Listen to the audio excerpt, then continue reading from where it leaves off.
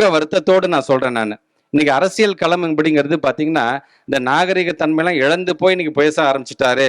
ஆக ஒரு தோல்வி பயம் வந்துட்டா ஒரு மனுஷன் என்ன வேணா பேசலாமா அப்படிங்கிறது வருத்தத்துக்குரிய செய்தியாக நான் பார்த்தது. அவர் சொல்றாரு பேசும்பொழுது. கொரோனா காலத்துல நாங்க தான் கொரோனாவை வந்து விரட்டி அடிச்சோம் நாங்க. நாங்க விரட்டி அடிக்கலன்னா இன்னைக்கு இருக்கின்ற முதலமைச்சரே பரலோகத்துக்கு போயிருப்பார் என்று எப்படி இவ்வளவு ஒரு கீழ்த்தரமாக ஒரு மலிவு அரசியலோடு நீங்க பேச முடியுது? அப்படி என்னங்க பதவி வெறி உங்களுக்கு தேவைப்படுகிறது?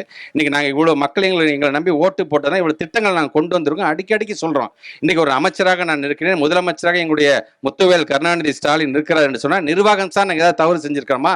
அதை நீங்கள் சுட்டி காட்டுங்க.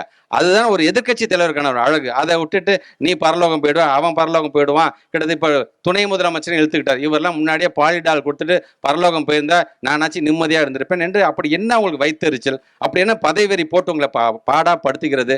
நீங்கள் முதலமைச்சராக இருந்த பொழுது தூத்துக்குடியில கிட்டத்தட்ட 13 பேர் சுட்டு கொண்டாங்க.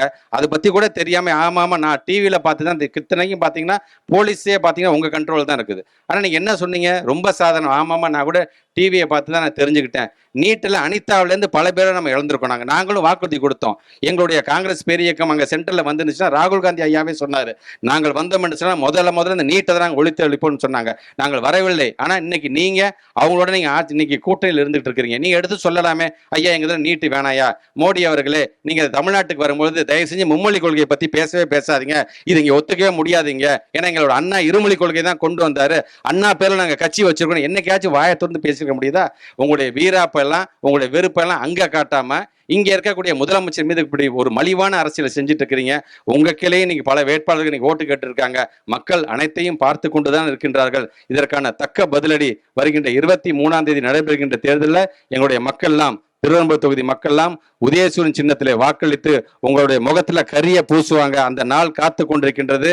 ஆக நம்முடைய எடப்பாடி பழனிசாமி அவர்களுக்கு நான் கேட்டுக்கொள்வது ஒண்ணுதான், அரசியல் பேசுங்க, கருத்து சார்ந்து மோதுங்க, கொள்கை சார்ந்து மோதுங்க. தயவுசெய்து இந்த மாதிரி கீழ்த்தரமான அரசியலை தயவுசெய்து நீங்கள் செய்திடக் கூடாது என்பதுதான் எங்களுடைய வேண்டுகோள்.